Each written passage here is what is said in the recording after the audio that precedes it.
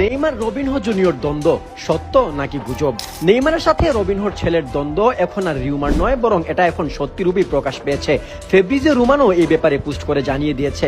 কিন্তু যে রবিনহোর ছেলের খেলা চালানোর সকল খরচ নেইমার পরিশোধ করেন বলে শোনা গিয়েছিল, সেই রবিনহো জুনিয়রের সাথে কি ঘটেছিল নেইমারের এবং সমাধান হয়েছে কিনা আসুন জেনে নেই।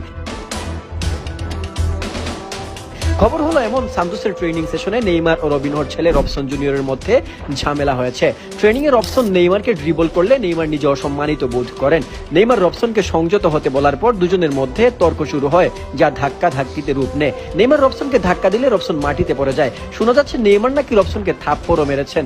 তবে ঘটনার সূত্রপাত সান্তোসের অনুশীলনে তরুণ রবিনহো জুনিয়র নেইমারকে ড্রিবল করে অতিক্রম করার সময় এটি অসম্মান হিসেবে নেন নেইমার। মুহূর্তেই মেজাজ হারিয়ে ফেলেন ব্রাজিলের এই তারকা ফরওয়ার্ড। সূত্রগুলোর দাবি, রাগের মাথায় নেইমার রবিনহোকে লাথি মেরে ফেলে দেন এবং দুজনের মধ্যে তীব্র বাকবিতণ্ডা শুরু হয়। পরে সতীর্থরা এসে পরিস্থিতি শান্ত করেন। বিশ্বকাপের বাকি আর মাত্র কয়েকদিন, আর এই সময় এমন সিলি ম্যাটার নিয়ে রিয়েক্ট করলে কি হবে? এই ঘটনার পর তো আঞ্চলত্তি নেইমারকে দলে রাখার রিস্ক নিতে চাইবে না। দেখা গেল বিশ্বকাপের ম্যাচে বিপক্ষের দলের কাউকে ধাক্কা দিয়ে লাল কার্ড খেয়ে বসলো। নেইমারের সংযত হওয়াটা বেশি জরুরি। কিন্তু এই ঘটনা এখানেই শেষ না। রবিনহো জুনিয়র অভিযোগ করেছেন যে নেইমার জুনিয়র তার উপর হামলা করেছেন এবং সান্তোস এফসিকে তিনি আইনি নোটিশও পাঠিয়েছেন। রবিনহো জুনিয়রের প্রতিনিধি এই সোমবার সান্তোসের বোর্ডের কাছে একটি এক্সট্রা জুডিশিয়াল নোটিশ পাঠিয়েছেন, যেখানে রবিবার সকালে ট্রেনিং সেশনে নেইমার জুনিয়রকে জড়িয়ে ঘটে যাওয়া ঘটনার বিষয়ে দ্রুত পদক্ষেপ নেওয়ার দাবি জানানো হয়েছে এবং তারা ক্লাবের সঙ্গে একটি বৈঠকও করতে চান,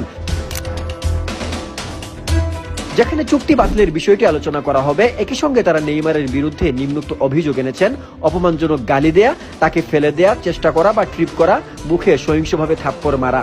তবে নেইমার ঘটনাটা শেষ করে ফেলেছেন বলা চলে। রবিনহো নেইমারের আইডল, এটা অনেকেই জানেন, আর এই কারণে তিনি তার ছেলের সাথে এই সমস্যার সমাধানও করে দিতে চাচ্ছেন। আর এই জন্য এখনই কাজ শুরু করে দিয়েছেন নেইমার। তাকে নিয়ে যেসব নিউজ আসছে নেগেটিভ, তাও শেষ করে দিয়ে চেষ্টা করেছেন তিনি।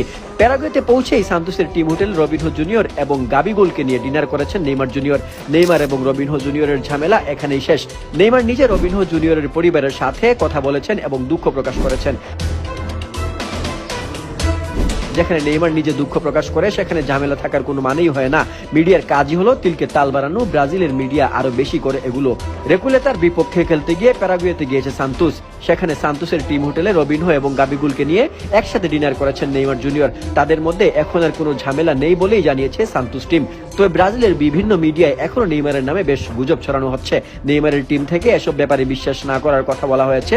দুইজন খেলোয়াড়ের মধ্যে হিট অফ দ্য মুভমেন্টে মাঝে মধ্যে মাঠে ঝামেলা হতেই পারে এবং সেটা শেষও হয়ে যায়। তাই এই নিয়ে আর জল ঘোলা করে কি লাভ? এখন সময় বিশ্বকাপে মন দেয়ার।